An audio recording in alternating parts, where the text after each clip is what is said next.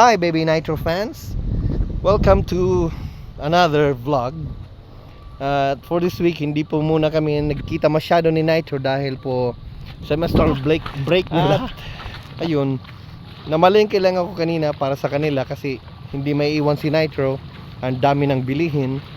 But yes, only for this week. Next week probably I would be seeing him. For now, hinihiling ko po na if okay lang, I would like to ask you to support my another channel. Yeah, this is all about sharing faith, sharing optimism, sharing the teachings of Jesus Christ. I know I am never perfect, but I love sharing the gospel. I love the teachings of the Lord Jesus Christ. Yun po, I request lang if possible na you can support this. Thank you so much.